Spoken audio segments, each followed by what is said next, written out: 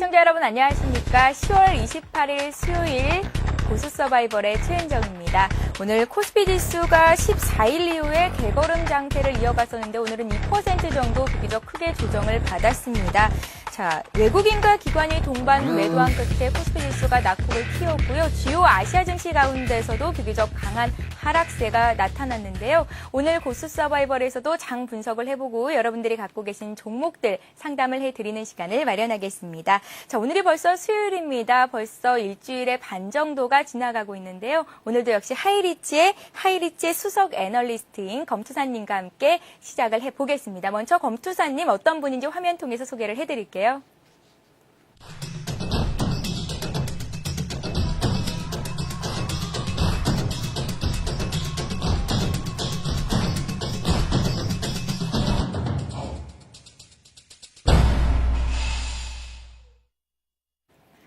자, 검투사님을 자리에 모셨습니다. 검투사님 안녕하세요. 네, 안녕하십니까. 네, 안녕하세요.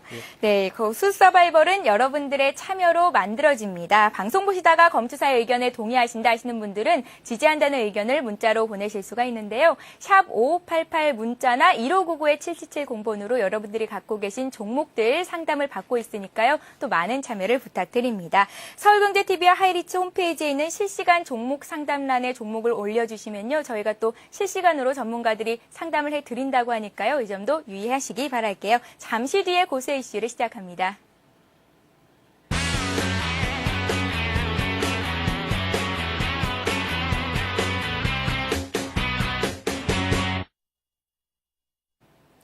자, 그럼 오늘도 본격적으로 시작을 해보겠습니다. 검투사님, 예. 오늘 지수가 2%대로 좀 크게 조정을 받았습니다. 예. 자, 미국 증시는 혼조세로 마감이 됐고요. 주요 아시아 증시 역시 오늘은 비교적 그렇게 크게 빠지진 않았는데 유독 코스피 지수만 이렇게 하락을 했거든요. 이유가 뭘까요? 장 분석 좀 부탁드릴게요. 예, 알겠습니다. 자, 일단은 그 미국장이 플러스권으로 마감을 했는데 네. 그 중에서도 좀 혼조세를 보였다라는 거죠. 네. 일단은 주요 지표인 그 주택 관련된 지표가 호재를 작용을 했고 10월달 그 소비자 심리 지수가 악재로 작용하면서 그 두 지표가 일단은 엇갈리는 데이터를 나타내면서 장이 혼조세로 마감을 했고 이것이 아무래도 그 미국 증시와 우리 국내 증시가 좀 동조화 현상을 보여주면서 어느 정도는 일시적으로 좀 빠지겠다라는 정도는 충분히 새벽에 미국장을 통해서 예측을 했습니다. 그런데 자, 실질적으로 본 게임에 들어가서 우리 코스피 지수의 뚜껑을 딱 열어봤더니 외국인들과 기관들이 외국인들 같은 경우에는 10월달 장에 횡보를 좀 했죠. 거의 한 20일 동안 좀 횡보를 했는데 횡보하는 장 속에서도 꾸준히 외국인들의 매수세가 이어졌기 때문에 그나마 잘 버텨줬었는데 이 외국인들이 돌연 배반을 하면서 2,700억가량의 매도 물량들을 좀 쏟아내면서 여기에 더해서 기관들이 또 오늘 마치면서 한 450억가량 정도 매도 물량 여기에 더해서 또 프로그램 매도의 차익 거래까지 마이너스 한 1,000억가량 또 나오고 이러한 그 매도 물량들이 집중적으로 나오다 보니까 지수가 빠질 수밖에 없었죠. 그래서 오늘 장은 수급이 매도가 강하게 나오면서 지수가 좀 빠졌다. 여기에 더해서 지수가 빠지는데 더 큰 역할을 촉매제 역할을 한 것은 선물의 매도 계약이 10,000계약이 넘게 나오면서 우리 증시의 공포감을 더욱더 배가로 시켰다. 따라서 선물 계약까지 가세를 하면서 증시가 2%가 넘게 빠졌다. 변동폭이 무려 39포인트라는 변동성이 나오면서 우리 시청자분들께서 들고 계신 거의 대부분의 종목들, 전업종이 거의 대부분이 손실을 내는 그런 상황이 연출이 되었다라고 보시면 될 것 같습니다. 네, 오늘 코스피 지수가 2%로 낙폭을 키우는 이유는 수급의 영향이 컸다 이렇게 말씀을 하셨는데요. 미국에서 이제 달러가 강세를 보임에 따라서 외국인들이 달러 캐리를 청산하는 것 아니냐 이런 얘기도 나오고 있던데 어떻게 봐야 될까요? 예, 부분적으로는 그렇게 나올 수도 있습니다. 그런데 네. 자, 우리나라 증시를 좀 놓고만 보면은 과거에 이제 한 며칠 안 됐죠. 환율이 1,150원, 원화 강세를 띄면서 1,150원 선까지도 왔을 경우에도 외국인들이 매수를 했습니다. 그래서 전반적인 그리고 그 이후에도 꾸준히 외국인들이 매수를 했고 따라서 오늘 같은 경우에는 일시적으로 매도 물량들이 나왔기 때문에 이러한 그 부분들이 좀 제기가 될 수 있지만 전반적인 기조는 외국인들이 그 와중에도 우리 증시에 있는 주식들을 사들였다는 걸로 봤을 때 크게 우려할 부분들은 아직까지는 아니다. 라고 보시면 될 것 같습니다. 네, 외국인들의 매수 기조가 꺾인 것으로 보지는 않아도 된다 이런 말씀을 해주신 것 같습니다. 자, 그런데 오늘 환율이 좀 올랐어요. 1190원 선까지 올랐는데 자동차와 IT 관련주들은 또 하락을 했고 그렇죠. 철강, 금속이나 기계업종 오늘은 전업종에 좀 조정이 나왔습니다. 앞으로는 어떤 업종들을 좀 봐야 될지 난감하네요. 그렇죠. 일단은 그 환율에 대한 부분들이 있지 않습니까? IT라든지 자동차 관련 업종들이 환율에 대한 부분들이 좀 영향을 받았다라고 보시면 될 것 같고요. 그럼에도 불구하고 이 환율이 좀 악영향을 미침에도 불구하고 이것이 지금 주가에 선반영되고 있기 때문에 환율로 인해서 우리 수출 주도형 국가지 않습니까? 따라서 수출하는 기업 중에서도 이 환율에 대한 악재를 뛰어넘을 수 있는 3분기까지는 우리 증시가 어닝 서프라이즈를 보여주면서 실적들이 그래도 비교적 잘 마무리됐는데 4분기가 환율로 인해서 꺾인다라는 거죠. 그 와중에도 4분기 실적들이 좋을 수 있는 종목들, IT와 자동차 중에서도 주도업종 중에서도 주도업종들, 환율을 이겨낼 수 있는 종목들을 잘 선별하시면 일단은 1차적으로 어느 정도 더 장기적인 측면에서 봤을 경우에는 더욱더 그 괜찮은 수익이 나올 수 있다라고 보시면 될 것 같고요. 네. 자, 두 번째 같은 경우에는 이거 첫 번째 얘기는 좀 원론적인 부분이고 두 번째 같은 경우는 일단은 건설업종들도 한번 지켜볼 필요가 있다. 건설업종에 대해서는 계속해서 주가가 좀 IT라든지 자동차에 비해서 좀 많이 빠져 있었고 이제 조금씩 10월달 되면서 올라오고 있는데요. 이 건설업종들이 4분기가 됐을 경우에 상당히 SOC 국가 사업들이 어느 정도 그 예산이 편성이 되면서 집행이 되고 또한 중동이라든지 달러, 자, 오일머니를 가지고 중동에서 본격적인 사업들을 지금 수주를 받고 있기 때문에 건설업종 중에서도 그 시공 능력 상위 10위 안에 드는 우리 건설사 중에서 매출 구성이 해외 도급공사를 통해서 걷어들이는 매출 비중이 한 30% 정도는 유지되는 업종 그 건설 회사들을 타깃으로 해가지고 잘 공략을 하신다면은 아마 장기적인 측면에서 봤을 경우에 주가도 아직 고평가되어 있지 않기 때문에 잘 잡으시면 좋은 종목들이 된다. 다만 현대건설이나 GS건설 상당히 이런 측면에서 봤을 경우에 선도 업종이긴 한데 지금 주가가 좀 많이 올랐기 때문에 요것을 좀 피해갈 수 있는 종목들이 뭔가를 살펴봐서 제가 삼성물산을 이틀 전에 좀 추천을 했죠. 네. 자, 그래서 삼성물산 같은 것들을 좀 잘 지켜보시라는 말씀을 드리고 싶습니다. 예, 알겠습니다. 4분기 실적 우려감이 업종들로는 좀 미리 반영이 되고 있다 이런 말씀을 하시면서요. 건설업종에 관심을 가져보라는 말씀까지 해주셨습니다. 자, 이제 내일장 이슈를 좀 살펴볼게요. 한편 내일 있을 미디어법 헌재 결정의 촉각이 곤두세워지고 있는데요. 결정이 어떻게 나냐에 따라서 미디어법 관련주들의 등락이 엇갈릴 것 같습니다. 어떻게 보고 계신지요? 네. 자, 미디어법 관련주들 제가 오늘 말씀을 드리고 싶었던 것이 오늘 같은 경우에는 경상수지와 관련된 실적들이 8개월째 흑자를 기록했다. 여러 가지 이슈들도 있었는데요. 제가 왜 내일 발표되는 미디어법을 말씀드리고자 하는 것은 워낙 그 파장이 좀 크기 때문에 미디어법을 미리 우리 서울경제TV 시청하시는 분들을 위해서 서비스 차원에서 조금 말씀을 드리고 그 종목들이 움직이는 것을 좀 지켜보시라는 말씀을 드리기 위해서 미디어법을 이슈로 가지고 왔습니다. 자, 이제 헌재 결정이 오늘 같은 경우에 오늘 이제 재보궐선거가 있고 내일 같은 경우에 이제 헌재 결정에 대한 발표가 나오면서 미디어법이 어떻게 갈지 이제 방향이 나오게 되면 미디어법 관련주들이 이제 주가가 올라가든지 아니면 빠지든지 하는 결정이 날 텐데요. 자, 제가 그래서 안 그래도 아무래도 그 결정 발표 시간대가 상당히 중요하기 때문에 오늘 헌법재판소에 저 검투사가 전화를 해가지고 그 판결 시간이라든지 예상 시간들을 좀 알아봤는데 일단은 방청객들이 헌법재판소에 입장하는 시간이 한 1시 반 정도가 되고 2시부터 실질적인 판결이 진행이 되는데 과거 사례 헌법재판소 판결이 나오는 데 있어서는 평균적으로 1시간에서 2시간 정도의 시간들이 소요가 되었다. 따라서 2시에 시작이 됐을 경우에는 일단은 1시간 안에 끝나게 되면은 그 중간에 장중에도 미디어법 관련주들이 상당히 움직일 것이다.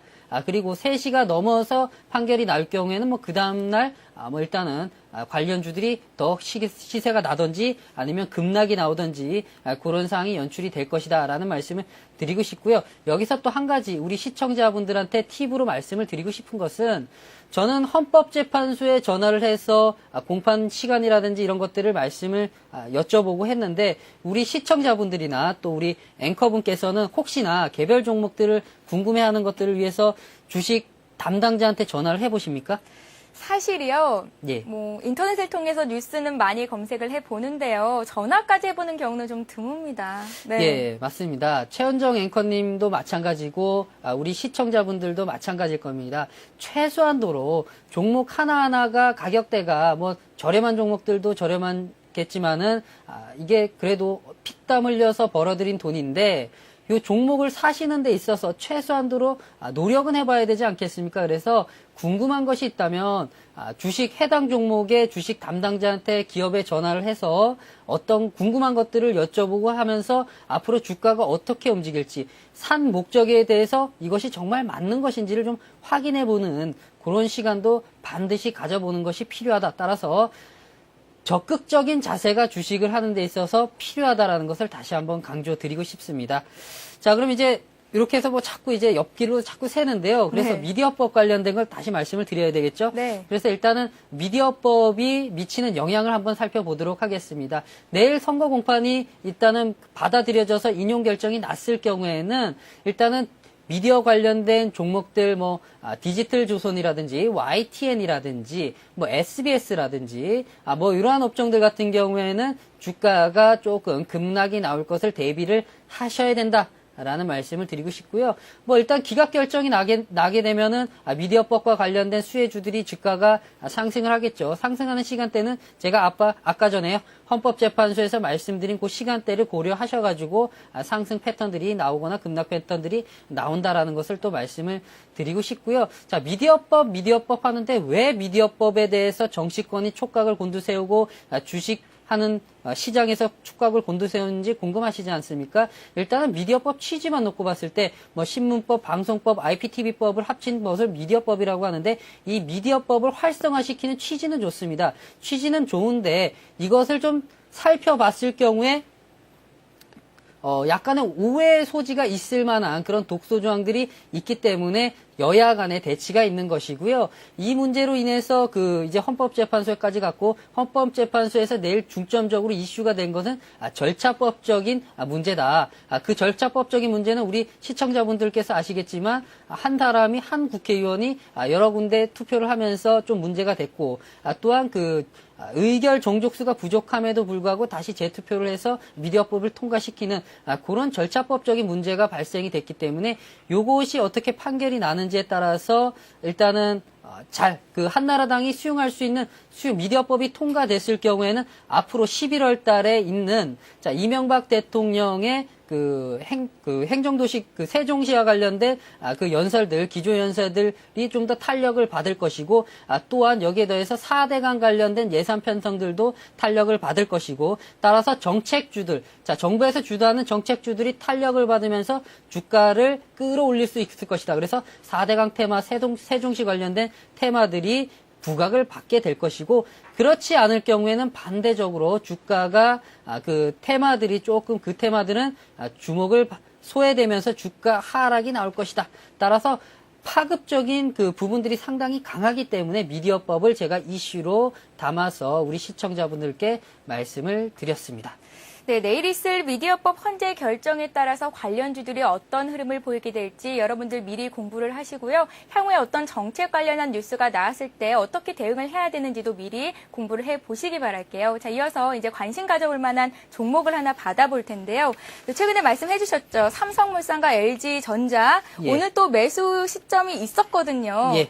이런 종목들과 함께 또 하나 종목을 관심 가져볼 만한 종목으로 말씀을 해주시죠. 네. 예, 일단 삼성물산하고 LG전자에 대해서 좀 말씀을 드려야 되겠습니다. 네.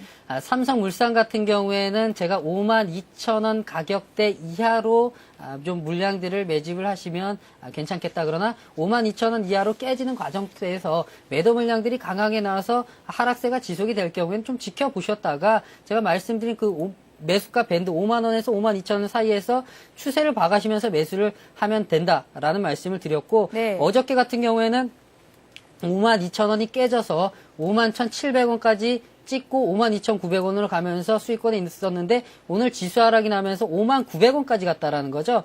그래서 충분히 우리 시청자분들께서 정말 삼성물산을 매수하신 분들이 있다면 오늘 51,200원 정도의 종가 마감을 했는데 평균적으로 조금 비싸긴 잡으셨을 겁니다. 심리적으로 봤을 경우에 아마도 한 51,000원에서 1,500원 사이에서 사셨을 것 같은데 일단은 타이밍상으로는 좀 일단은 괜찮게 잡으신 것 같고요. 추가적인 조금 지수가 불안하기 때문에 추가적인 하락이 나올 수가 있습니다. 그래서 비중을 제가 말씀드렸듯이 한꺼번에 다 투입하시기보다는 더 추가적인 하락이 나올 경우에는 좀 더 지켜보셨다가 반등 나올 때 재매수를 하셔서 뭐 조금 평단가도 좀 낮추시면서 비중 확대를 통해서 나중에 반등을 통해서 수익 실현을 할 수 있는 그런 사항들도 나올 것이고 네. LG전자 같은 경우에는 제가 어저께 말씀드린 대로 11만 3천 원을 오늘 한 4% 정도인가요? 한 3, 4% 빠지면서 딱 11만 3천 원대를 터치를 하고 11만 4천 원 정도에서 지금 종가 마감한 걸로 제가 알고 있는데 네. 일단 11만 3천 원을 터치를 하고 갔기 때문에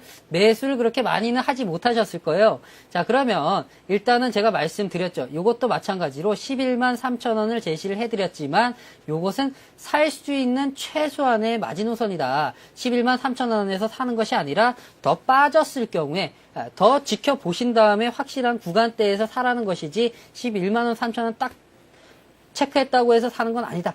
지금 같은 경우에는 지수가 너무 불안하지 않습니까? 그래서 보통 1600포인트 정도는 일단은 지수가 좀 더 빠질 수 있는 가능성들이 있습니다. 그래서 일단은 지수에 대한 불안감들도 있기 때문에 좀 더 지켜보시면서 1600포인트가 깨지는지 여부를 좀 확인을 하시면서 물량들을 들어가시던지 아니면 좀 더 관망을 하시던지 이렇게 대처를 하시라는 말씀을 드리고 싶고요. 네. 오늘 추천해드리고 싶은 부분들은 이러한 기조에서 봤을 경우에 제가 전북은행 다시 한번 강조드리겠습니다. 전북은행을 추천을 해드리기 위해서 종목들을 가지고 왔습니다. 전북은행이요? 예. 네. 자, 일단은 왜 전북은행인지 좀 말씀드리고 싶은데요. 일단은 차트를 좀 보면서 한번 진행을 해보도록 하겠습니다. 네, 검투사님께서 최근 들어서 이제 우량주 위주로 들고 나오시는데 조금은 안정적으로 투자를 할 수 있는 방법을 제시해 드리고 있습니다. 오늘은 전북은행입니다. 잘 들어보시길 바랄게요. 예, 전북은행 같은 경우에는 일단은 순이자 마진이 나름대로 이제 소폭씩 개선이 되면서 수익성이 상당히 좋아지고 있고요. 네. 지방은행 중에서 여러 가지 부분으로 봤을 경우에 조금 좀 부산은행이라든지 대구은행에 비해서 열악한 부분들이 있었습니다. 그런데 이러한 열악한 부분들을 계속해서 뛰어넘어가면서 실적들이 좋아지고 있다는 것이 상당히 긍정적인 패턴이고요. 이자 마진을 통해서 상당히 수익을 거두고 있기 때문에 이 부분들은 꾸준히 좋아질 수 있는 가능성들이 있다라고 보시면 될 것 같고 최대 3분기 최대 순이익을 또한 기록을 했습니다. 따라서 요 전북은행 같은 경우에는 지금 타이밍상으로 봤을 경우에는 지금 한 번 더 주가가 저점대를 높여가면서 이렇게 올라가고 있지 않습니까? 네. 추세를 올려가고 있는데 지금 이렇게 종목들을 잡게 되면 지금 20일 이평선에 딱 안착된 7,500원 선대에서 잡으면 좋겠죠. 반등으로 가게 되면은 네. 이론상으로 봤을 경우에는 이렇게 올라가는 것이 맞습니다. 그래서 지금 조정받을 때 잡는 것이 맞는데 지금처럼 지수가 불안할 경우에는 앞에서 말씀드린 삼성물산과 LG전자 대응 방법과 마찬가지로 지수가 1600포인트를 깨는지 여부를 확인하시고 깰 경우에는 좀 더 지켜보시다가 회사 자체적으로는 큰 무리가 없으니까 지수에 의해서 빠지기 때문에 가령 한 1700, 한 200원 선이나 한 300원 선, 7300원 선, 7300원 선 이하가 일단은 더 깨지는지 여부, 일단은 7,500원에서 반등이 나게 되면은 잡으시지 마시고요. 절대 잡으시지 마시고 반등 나더라도 잡으시지 마시고 7,500 좀 더 지켜보시다가 1,600포인트도 깨지면은 좀 더 관망을 하시고 7,300원 선에서 한번 조금 관심을 가지셔야 된다. 여기도 들어가는 게 아닙니다. 7,300원부터 빠지게 되게 되면은 가령 한 7,200원 선대부터 물량들을 매수를 소폭씩 들어가는 것이 좋겠다. 따라서 이때도 비중들을 내가 가지고 있는 비중을 전량 7,200원 검투사가 얘기했다고 가져가시는 것이 아니라 7,200원이 왔을 경우에 소폭 매수를 하고 비중을 내가 주식을 투자할 수 있는 비중을 100으로 봤을 때 전북은행의 100을 투입한다라고 봤을 경우에 한 20에서 30% 정도만 7,300원 이하 깨지게 되면은 7,200원대에서 그 사이에서 소폭 매수를 하고 더 깨지게 되면 좀 더 기다렸다가 좀 느긋한 마음으로 가져가시면서 비중을 더 확대하시면서 들어가시라는 말씀을 드리겠습니다. 자, 정확하게 보십시오. 자, 7,300원 지켜보시고 자, 그리고 7,200원대부터 들어갈 수 있으면 들어가시라는 말씀을 드리겠습니다. 여기서 반등이 그냥 7,500원대 지금 같은 경우에는 기술적으로만 볼 경우에는 이론상으로는 반등이 나와줘야 됩니다. 반등이 나와줘야 되는데 지수가 여러 가지로 따라와 주지 못하기 때문에 반등이 나와서 상승으로 가면 일단 못 잡겠죠. 그러면 절대 들어가지 마시고 내 종목이 아니다 라고 생각을 하시고 빠지게 되면은 7,300원대부터 지켜보셨다가 한 7,200원대까지 빠지게 되면은 좀 잡아보시는 것이 소폭씩 잡아보시는 것이 좋겠다. 지금 워낙에 회사가 가지고 있는 기본적 분석, 기본적인 가치 수익 구조들보다는 지수가 좀 불안하기 때문에 조금은 신중하게 들어가시는 것이 바람직해 보인다라는 차원에서 제가 월요일부터 수요일까지 제시해드린 가격대를 조금 더 낮게 잡았던 겁니다. 자, 그런 것들을 좀 캐치를 하셔서 큰 틀에서는 검투사가 왜서 가격대를 낮춰서 잡는가라는 큰 틀을 이해만 하신다면은 굳이 제가 제시해드린 가격대가 아니더라도 우리 시청자분들께서 수급 상태를 보시면서 유도리 있게, 융통성 있게 대처를 하실 수 있다라는 말씀을 드리겠습니다. 네, 너무 급하게 들어가지 마시고요. 지수가 계속해서 조금 조정을 받고 있으니까요. 지수가 조정을 받을 시마다 분할 매수로 들어가 보는 전략. 예, 네, 그게 그렇습니다. 맞겠죠? 예, 알겠습니다. 네, 잠시 전하는 말씀 듣고 고수는 해결사를 이어갈 텐데요. 여러분들이 종목 신청 상담을 하실 수가 있습니다. 샵 5588번으로 문자를 주시거나 1599-7770번으로 전화를 주시면 되는데요. 선착순 300분께 하이리치 증권 방송 3일 무료 이용권을 드리고 있으니까요. 이 점도 참고하시고 많은 분들의 참여를 부탁드릴게요. 잠시 뒤에 뵙겠습니다. 세단, 후, SUV, 앤, 웨건, 해치백, 컨버터블. 목요일 오전 11시 다양한 차량 정보와 드림카를 만날 수 있는 시간. 오토클럽이 준비한 알찬 코너들. 영화 속에 등장하는 명차를 소개하는 오토시네마. 재미있는 국내외 자동차 CF를 소개하는 오토CF. 최신 차량의 시승들을 생생하게 전하는 오토테스트. 전문가의 설명을 통해 자동차 기술과 부품을 소개하는 오토테크.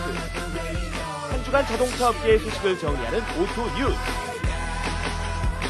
이제 더욱더 풍성해진 오토클럽과 함께하십시오.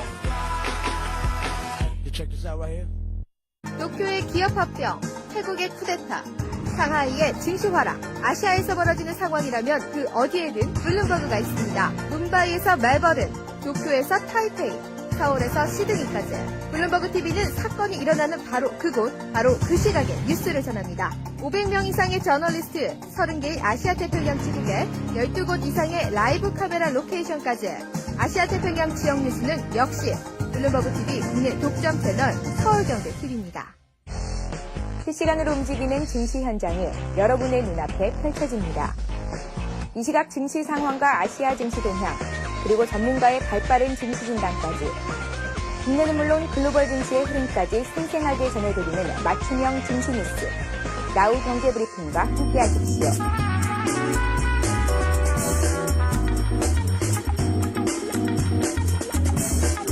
서울경제TV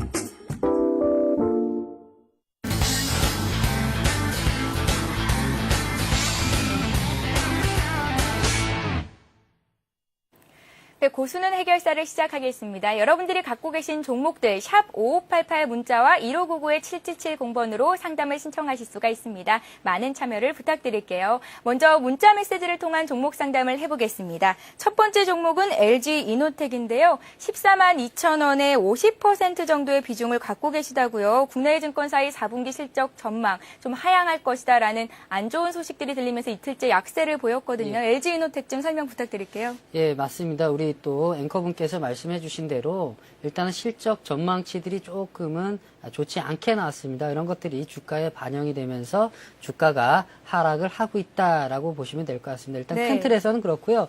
그런데 일단은 전망이라든지 앞으로 향후 지금은 일시적인 부분들이고 여러 가지 이제 LED 같은 부분에서는 이제 매출이 부분적으로 봤을 경우엔 증가를 했고, 단지 실적들이 좀 감소했던 것은 LCD 모듈 부분이 매출 비중의 43%를 차지하고 있기 때문에 이것이 판가라든지 여러 가지 경쟁업체랑 경쟁이 심해지다 보니까 조금은 이런 것들이 수익성에 악영향을 미치면서 매출이 좀 감소한 부분들이 있다라고 보시면 될 것 같고요. 네. 차트상으로 좀 보실 때도 이런 것들이 반영이 되면서 주가가 좀 하락을 좀 심하게 좀 했죠. 네. 자, 일단은 매수하신 금액이 14만 2천 원대, 14만 2천 원대면은 손실이 꽤 크신데요. 예, 네. 손실이 상당히 큰데요. 자, 일단은 손절을 좀 해 주셔야 될 타이밍에서 손절을 못했고, 또 오늘 같은 경우에도 한 6%가 넘게 빠졌는데, 지금은 일단은 뭐 심리적으로 봤을 경우에는 매도하기 좀 어려우실 것 같아요. 자, 그렇다면은 저 기존은 일단은 큰 틀에서 봤을 경우에는 제가 말씀드린 조금만, 어차피 손실이 많이 났기 때문에 더 팔기 어려우니까 10만 6천 원 선대, 10만 6천 원 선대에서 좀 손절 라인을 잡아드리고요. 이 10만 6천 원 선대까지도 빠질 경우에는 가급적이면 손실이 더 커지기 전에 청산을 해야 된다. 어차피 지금 빠졌기 때문에 매도하라는 말씀은 드리기 어렵고 매도하시기도 어렵겠지만 10만 6천 원 선까지는 좀 지켜보시되, 이것마저도 빠질 경우에는 더 큰 하락이 나올 수가 있으니까 좀 청산을 해 주시는 게 바람직하다. 단기적인 측면에서. 자, 장기적인 측면에서 봤을 경우에는 투자 지표라든지 기업 성장성 면에서 상당히 양호한 기업임에는 틀림이 없지만, 수급이 좀 좋지가 못하고 실적들이 3, 4분기가 좋지 못하기 때문에 조정폭이 어디까지 진행이 될지를 예측할 수가 없다. 형 구간대, 이 구간대마저도 이탈이 될 경우에는 손실폭만 커지니까 더 큰 손실을 좀 방지하기 위해서는 지금은 좀 기다려 보시되, 여기마저 이탈이 되면 전략 청산을 하시는 것이 바람직해 보인다라는 말씀을 드리겠습니다. 예, 알겠습니다. 이어서 문자 메시지를 통한 상담을 한 종목 더 해볼게요. 롯데미도파입니다. 13,100원에 한 20% 정도의 비중을 가지고 매수를 하셨다고 하셨는데요. 금년도 4, 5월에 걸쳐서 갭상승한 이후에 지수가 조금은 지지부진한 흐름을 계속해서 보이고 있습니다. 롯데미도파도 진단을 좀 받아볼게요, 검투사님. 예, 롯데미도파 같은 경우에는 네. 일단은 환율 수혜주로 부각이 되기 때문에 워낙 강세가 좀 지속이 되면서 환율이 더 떨어질 경우에는 상당히 일단은 수입해오는 그 물건들에 대해서 어느 정도 경쟁력이 생기면서 주가가 수익성이 좀 좋아질 수 있는 가능성들이 있다라고 보시면 될 것 같고, 환율 수혜주로 좀 부각이 될 거고요. 좀 차트상으로 지금 롯데 미도파를 좀 보고 계신데요. 네. 일단은 그럼에도 불구하고 주가가 좀 빠지고 있습니다. 좀 빠지고 있는 것이 좀 안타까운 측면들이 있는데, 좀 요 종목 같은 경우에는 오히려 지금 이러한 시점대에서 좀 유심히 좀 지켜보시고, 지수가 조금 불안하긴 하지만 지수가 좀 더 하락한 이후에 좀 안정이 돼서 반등으로 올 경우에는 조금 이런 것들을 잘 잡아보시면 좀 장기적인 측면에서 봤을 경우에 좋은 종목이 될 수 있다. 환율 수혜주가 나왔을 경우에는 유통업종 같은 경우에 내수경기 업종은 상당히 좀 주목을 받을 수가 있는데, 이것은 조금 롯데 미도파는 좀 과도하게 빠진 측면들이 있다. 따라서 지금은 잡기에는 좀 애매하고, 안 잡으신 분들 말씀드리는 겁니다. 네. 잡기에는 좀 애매하니까 더 확인하고 빠지는 거 확인하고 지수가 안정이 됐을 때 들어가시면 될 것 같고요. 지금 매수하신 금액이 13,100원인데 뭐 그렇게 크게 손실은 다른 분들보다 많이 나지 않으신 것 같아요. 그래서 뭐 성장성 면에서 봤을 경우엔 손실이 나긴 하지만 조금만 더 지켜보시면서 장기적 대응을 하게 된다면 충분히 요 종목 같은 경우에는 원금 회복은 좀 할 수가 있겠다라고 보시면 될 것 같습니다. 차트상으로만 놓고 보면 이제 하락에 조금 단초를 제공하는 그런 부분들이 있기는 하지만 워낙 그 환율에 대한 부분들이 요즘 강하게 이슈로 부각되고 있기 때문에 이 종목 조금 추가적인 하락이 나올 수는 있겠지만 장기적인 측면에서 보면은 충분히 원금 회복은 가능할 것 같다라는 말씀을 드리면서 조금 불안하시겠지만 이 종목을 조금만 더 지켜보시는 것이 좋을 것 같다라는 말씀을 드리겠습니다. 네, 롯데미도파 비교적 긍정적인 전망을 하고 계신 것 같은데요. 이 종목이 조금 가격이 떨어지는 게 주춤해졌을 때는 매수에 들어가도 괜찮을 만한 종목이다. 예, 괜찮을 것 같습니다. 이렇게 보고 계신 것 같습니다. 자, 이어서 고수의 대박 컨설팅을 이어가겠습니다. 오늘은 어떤 분이 전화로 연결이 되셨을지 전화를 연결해 보겠습니다. 안녕하세요. 네, 안녕하세요. 예, 안녕하세요. 네네. 네, 어디서 전화 주셨나요? 예, 서울 은평구 가련동에서 예, 전화 주셔서 고맙습니다. 반갑습니다. 네, 네, 어떤 종목들이 궁금하셔서 또 이렇게 직접 전화를 주셨나요? 예, 성우 하이텍하고요. 네. 사막 콘덴서하고 두 종목인데요. 성우 하이텍이랑 사막 콘덴서요. 네, 성우 하이텍은 얼마 정도에 몇 퍼센트 정도 매수를 하셨나요?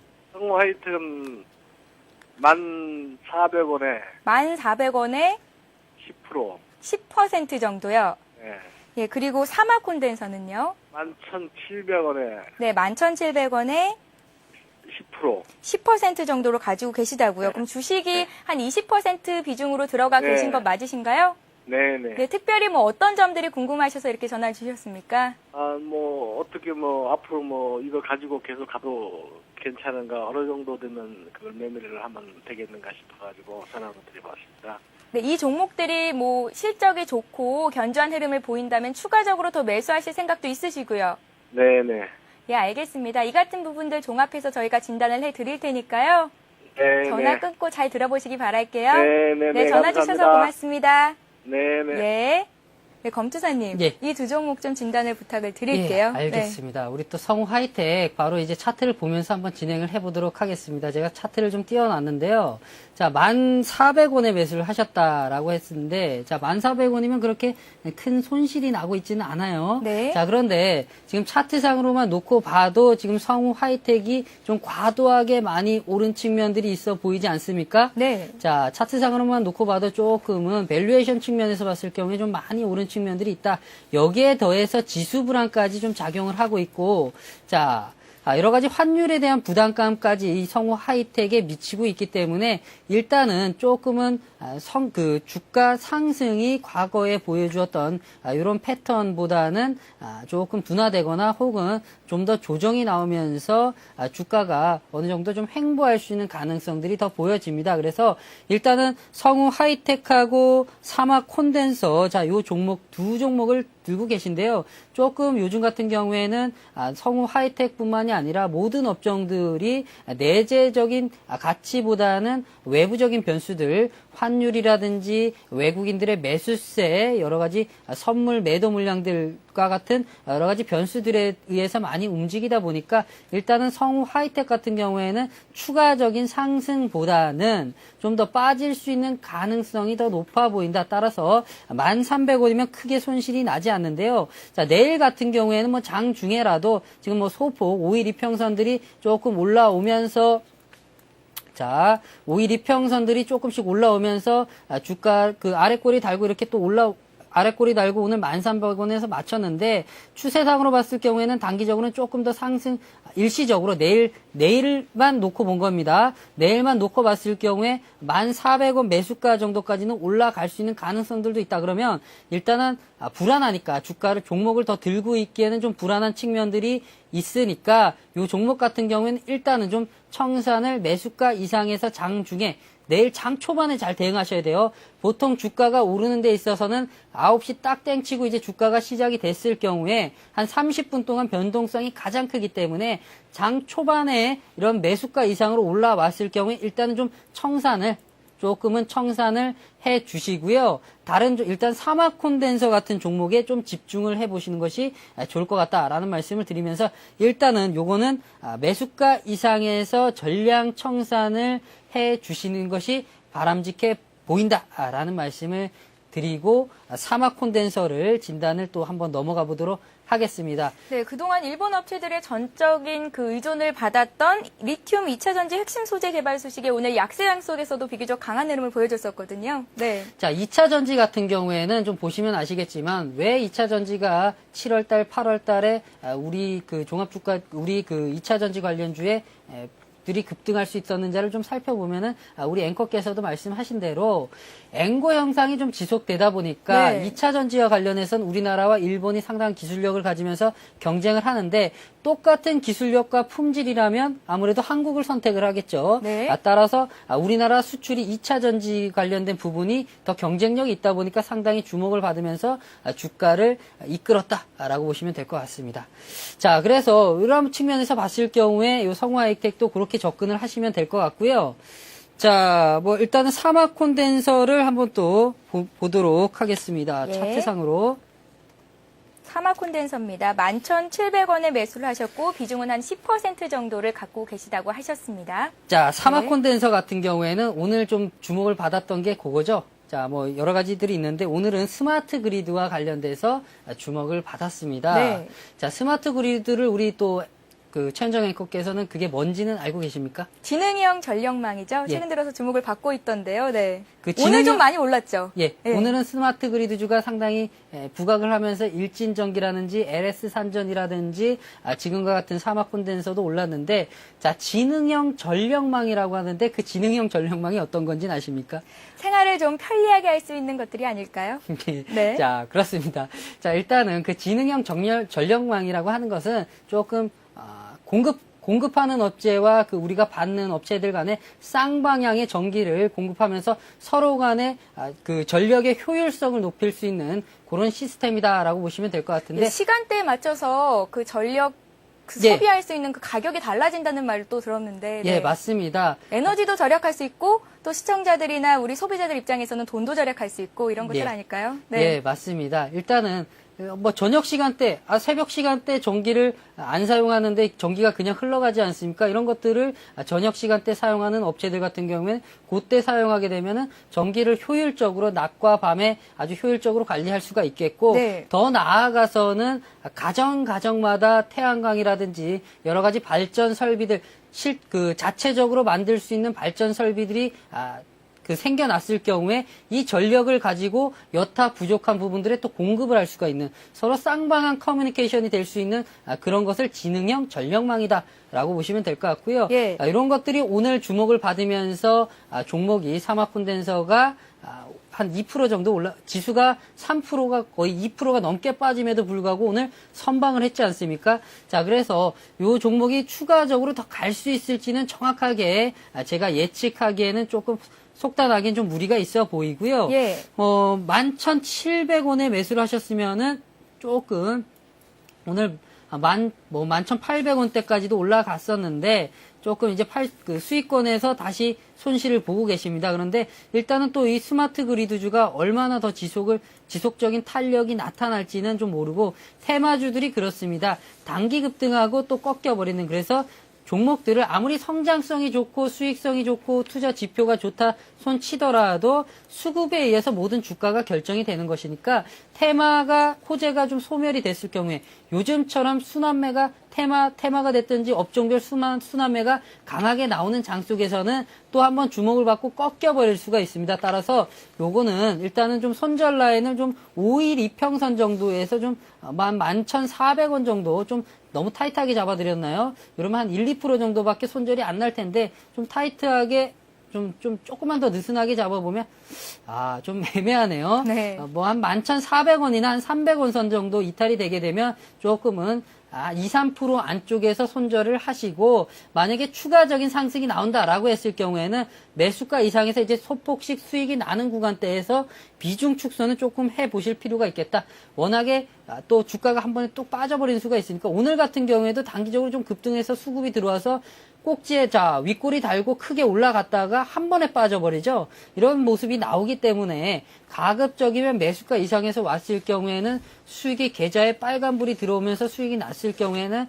비중 축소를 하거나 최소한도로 보유선을 매수가 이상, 수익권, 수수료 다 떼고 날 수 있는 그 수익권 이상에서 올려놓고 단타로 접근을 하셔야 된다라는 말씀을 드리겠습니다. 네, 시청자님 보고 계신지 모르겠습니다. 이후에도 더 궁금한 사항이 있으시면요, 저희 문자 메시지를 보내주시거나 전화를 또 주시면 친절하게 상담을 해드리겠습니다. 샵 5588 문자와 1599-7770번으로 여러분들의 종목 상담을 받고 있습니다. 자, 이어서 문자 메시지를 통한 상담을 하나 더 받아볼게요. 이번 종목은 서울마린입니다. 2만 원에 매수를 하셨고요. 비중은 100%나 되신다고 하셨는데요. 오늘 실적 발표를 했습니다. 전년 동기 대비 흑자 전환했다는 소식을 전했지만 지수는 8%나 급락을 했는데요. 이 종목은 또 어떻게 보고 계신지 여쭤볼게요. 네. 자, 서울마리는 그 대표적인 또 테마주기도 한데요. 네. 자, 일단은 뭐 선박 엔진이라든지 그 태양광 발전 시스템을 만드는 그런 회사고, 우리 또 앵커께서 말씀하신 대로 실적이 좀 좋지 못하게 나오면서 단기 급락을 또 오늘 8%가 넘게 급락을 했습니다. 뭐 실적이 좋게 나온 것 아닙니까? 전년 동기 대비해서 흑자 전환했다고 하던데요. 흑자 전환. 네. 죄송합니다. 흑자 전환을 했는데 이것이 오히려 실적 부분들이 반영이 되면서 이것이 주가에 더 발표가 되면서 악영향을 미쳤다. 자, 차트를 한번 보시면서 말씀을 드리겠습니다. 네. 자, 주가가 이게 실적이 실질적으로 이제 발표가 되니까 실적이 흑자 전환되는 것이 이제 여기서 자, 1차적으로 봤을 경우에 선 반영됐죠. 네. 자, 선 반영되고 실질적으로 실적 발표가 나니까 자, 오늘 8%의 급락이 나왔습니다. 이것은 대부분의 코스닥 업종 중에서 나오는 실적 발표를 전후로 해서 나오는 공통적인 특징인데요. 실질적으로 실적이 좋게 나왔을 경우에는 주가가 하락을 하고 나오기 직전에는 선반영돼서 기대감으로 상승을 하는 모습이 나오기 때문에 이것은 뭐 일단은 뭐 내재 가치라든지 흑자 전환했는데도 8% 이렇게 빠지고 내재 가치라든지 이런 것들과 따져보는 것이 아니라 기술적 부분으로 접근을 해야 된다.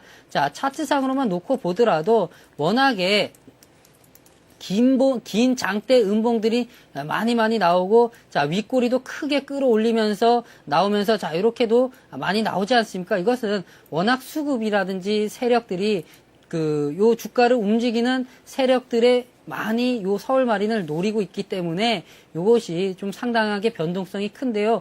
이러한 종목들은 실적들이 아무리 좋고 아무리 좋은 결과가 나오더라도 수급이 좋지 않아서 매도 물량들이 강하게 나올 경우에는 무조건 손실이 우리 시청자분들이 들어갔을 경우에는 손실이다.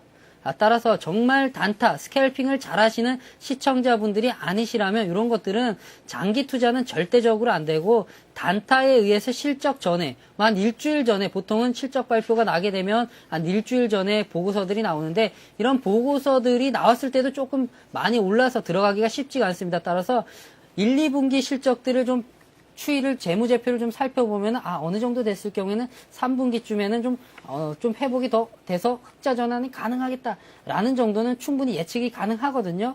그런 것들을 그런 것들을 예측해 봤을 경우에 실적 발표 나기 한 1, 2주 전에 좀 선취매를 하셔가지고 이런 것들이 주가가 올라갈 경우에 그 실적 발표 직전이 됐던 한 2, 3일 전이 됐던 오를 경우에는 비중 축소를 통해서 전량 청산을 하고 나오셔야 된다. 따라서 지금 같은 경우에는 좀 수급이 단번에 악화가 돼가지고 내일 같은 경우에 좀 많이 빠져서 소폭 반등 정도 나올 가능성은 있습니다. 그러나 반등 정도 나오고 더 하락으로 갈 가능성들이 더 높기 때문에 반등폭을 이용해서 이 종목 같은 경우에는 일단은 비중을 축소를 하시던지 전량 청산을 하셔가지고 이 종목은 빠져나오시는 것이 앞으로 손실을 더 크게 하는 것을 막을 수 있다라는 말씀을 드리겠습니다. 네, 검투사님, 이 종목 같은 경우에 매수가가 2만 원이라면 서울마린이 이번 금년도에 5월에 코스닥 시장에 상장을 했지 않습니까? 네. 그때쯤 매수를 하신 것 같은데요. 그렇죠. 네, 상장하는 종목들 매수 들어가기 전에 어떤 점들을 좀 꼼꼼히 따져보고 들어가야 되는지 자, 이 점을 좀 여쭤볼게요. 네. 예, 일단은 우리 시청자분께서 들어가신 것이 공모 가격들도 좀 보시고 들어가셨는지 모르겠는데 보통은 이렇게 상장이 될 경우에는 상장에 대한 기대감으로 과거에 IT 같은 경우에는 IT 버블이 있었던 2000년도 초반만 해도 무조건 상장만 하면 최소한 하루 이틀 정도는 상한가 쳐서 공모할 때 들어가는 그런 것이 버릇이 돼가지고 사시는 게 있는데 지금 같은 경우에는 오히려 주식이 상장됐을 경우에는 주가가 더 빠져버리는 상황이 코스닥 같은 경우에는 좀 많이 나오고 이런 패턴들이 조금은 관행처럼 나오는 것 같습니다. 따라서 공모 가격이 나오거나 혹은 유상증자를 하거나 이런 부분들이 있을 경우에는 그 시점대에 들어가는 것은 절대적으로 안 된다. 오히려 조금은 이런 종목들을 스캘핑 투자 기술이 없는 분들 같은 경우에는 들어가기보다는 우량한 종목들을 가져가시거나 오히려 주가 상장한 이후에 주가가 더 빠진 시점대에서 여러 가지 성장성이라든지 좀 사항들을 좀 지켜보시고 들어가시는 것이 바람직해 보인다라는 말씀을 드리겠습니다. 예, 알겠습니다. 마지막으로 문자 메시지를 통한 종목을 한 종목만 더 살펴볼게요. LG 디스플레이입니다. 37,000원에 30% 정도의 비중을 가지고 매수를 하셨다고 했는데요. 검투사님, 한 3분 정도 좀 짧게 전망을 부탁드릴게요. 네, LG 디스플레이가 최근 들어서 많이 빠지고 있죠. 저도 네. LG 디스플레이를 많이 좀 지켜보고 있었는데요. 자, LG 디스플레이는 뭐 디스플레이에 대한 수요들이 계속해서 늘어나지 않을까라는 부분들도 내년 갔을 경우에 실물 경기가 회복이 되는 시점대에서는 수요가 아무래도 늘어나니까 좀 많이 필요로 하지 않겠는가라는 생각도 했는데 디스플레이 같은 경우에는 계절적 비수기가 겨울입니다. 네. 따라서 이런 것들이 계절적 비수기에 들어가게 되면 당연히 매출액이 감소를 할 것이고 4분기 매출액은 좀 감소를 하겠죠. 이런 것들이 좀 주가에 선반영되면서 좀 빠지고 있는데 좀 너무나 과도하게 많이 빠지고 있습니다. 과도하게. 자, 그래서 요 종목 같은 경우에는 일단은 매수하신 금액이 얼마였죠? 37,000원에요. 비중이 한 30% 갖고 계시다고 오늘 29,250원에 종가를 맞췄는데 손실이 꽤 크거든요. 야, 이거는 일단은 손절을 못한 것이 좀 아쉬운 측면들이 있고요. 네. 자, 이래서 주가라는 것이 기본적 분석이라든지 기술적 분석을 다 보셔야 된다라는 거죠. LG 디스플레이가 정말 이렇게까지 주가가 빠질 줄을 누가 예상을 했겠습니까? 네. 성장성이라든지 이런 것만 놓고 보면 전혀 문제가 없거든요. 단지 4분기, 내년 적어도 1분기까지 좀 실적에 대한 부분들이 비수기에 접어들다 보니까 감소할 수 있는 측면들이 악재들이 나오면서 주가가 빠지는 건데 지금 현 시점대에서는 조금 과도하게 많이 빠졌다라고 보시면 될 것 같고요. 차트상으로 보더라도 이러한 종목들을 좀 단기 급락한 등, 급락도 그냥 급락이 아니지 않습니까? 그래서 급락 이런 종목들은 오히려 좀 좋은 먹잇감으로 생각을 하시고 이렇게 선반영돼서 빠지는 종목들을 좀 더 지켜보시면서 빠지게 될 경우에는 뭐 추가적으로 한 28,000원대까지 빠지게 될 것이고 37,000원에서 잡으셨다면 팔기도 어려운 시점이죠. 그러면 기왕에 조금 손절을 놓쳤다면 좀 더 들고 계시는 것이 좋을 것 같다. 내년까지 좀 더 들고 계시면서 조금 장기적인 관점으로 접근을 하시면 원금 회복은 좀 쉽지는 않겠지만 적어도 손실폭은 줄여나갈 수가 있겠다. 일단은 마지노선이 한 3만원 선, 28,000원 선, 28,000원 선대까지 좀 추가적으로 빠질 가능성들이 있으니까 이런 것들 제가 검투사가 언급해드렸으니까 요거 생각을 하시고 가시면 좀 마음이 그래도 조금 편하겠죠. 네. 자, 그래서 요거 생각하시고 좀 장기적인 관점에서 접근을 하시라는 말씀을 드리겠습니다. 예, 알겠습니다. 이렇게 해서 LG 디스플레이까지 종목 상담을 받아봤습니다. 검투사님 오늘도 수고 많으셨습니다. 고맙습니다. 네.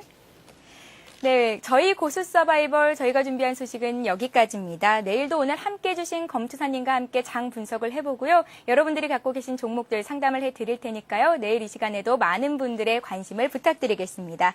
자, 국회의원 재보궐선거가 8시, 지금부터 한 1시간 뒤면 마감이 되는데요. 여러분들 소중한 한 표, 투표 행사하셨는지 모르겠습니다. 여러분들의 소신 있는 한 표 한 표가 모여서 정치 살림을 살찌우게 만드는 거겠죠. 저희가 준비한 소식은 여기까지입니다. 시청해주신 여러분 고맙습니다.